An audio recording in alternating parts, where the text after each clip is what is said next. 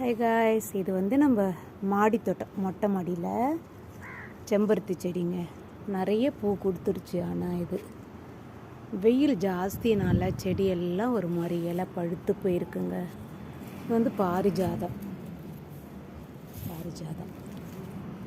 ஒரு டைமில் பூ எடுத்ததுன்னா, மொட்டை எடுத்ததுன்னா செடி ஃபுல்லாக இருக்குங்க. அப்படியே செடி ஃபுல்லாக மொட்டை எடுக்கும். இப்போ பூச்சி இங்கே பாருங்கள், வெள்ளை கலரில் தெரியுதுங்களா? பூச்சி அடித்து போய் செடியே ஒரு மாதிரி ஆகிப்போச்சு. இவர் ஒரு மிளகா செடி, நிறைய மிளகா கொடுத்துட்டாரு. இவர் இனி பிடுங்கி போட்டு வேறு எதனா தான் வைக்கணும். நம்ம மயில் மாணிக்கம் சொல்லுவாங்க இல்லைங்க, மயில் மாணிக்கம் அந்த செடி. அப்புறம் பெரண்டை இருக்குது நம்ம வீட்டில், பெரண்டை செடி, கத்தாழை. இது பால்சம் செடி எல்லாம் கொஞ்சம் செடி இருக்குங்க.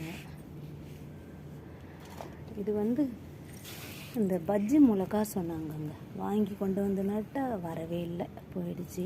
இது புதினா எப்போவும் நம்ம வீட்டில் கருகருன்னு இருக்கும். எல்லாம் வெயில்னால சுருண்டு போய் கிடக்குறாங்க. 2 கத்திரி செடி வாங்கி கொண்டு வந்து நட்டுருக்காங்க. ஒரு காய் வந்தது, வெள்ளைக்காய். அது தெரியாமல் முத்தி போய் பறிக்காமே விட்டாச்சு. இது செண்டு மல்லிங்க. சின்ன வயசில் வச்சுருக்கேன், நல்லாயிருக்கும்.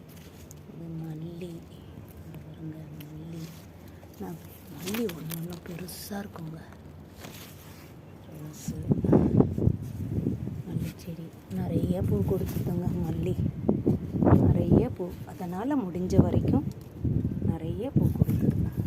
சும்மா சொல்லக்கூடாது, நிறைய பறிச்சிட்டேன். இதுக்கு தான் சொல்கிறேனுங்களே, பராமரிப்பு இல்லை. கட் பண்ணி விடணும், ட்ரிம் பண்ணி விட்டோம்னா நல்லா தழைச்சி பூ எடுக்கும்.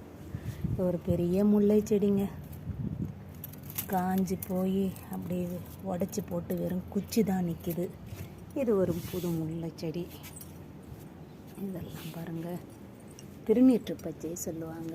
இதெல்லாம் பொன்னாங்கண்ணி. நிறைய கீரை எடுத்து பறிச்சிட்டாங்க. நான் பறித்து நிறைய கடைஞ்சாச்சு. இது கோழிக்கொண்டை, பெரிய பாட்டில் வச்சுருந்தா நிறைய கொத்தாக பூ எடுத்தது. அதுக்கப்புறம் சின்ன குட்டி செடியில் மட்டும் இருந்தால் போதுன்னு விட்டுட்டேன். இது ஒரு செம்பருத்திங்க.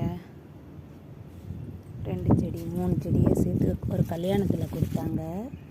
அதை ஒன்றாவே சேர்த்து நட்டு விட்டுட்டேன். தர்பூசணி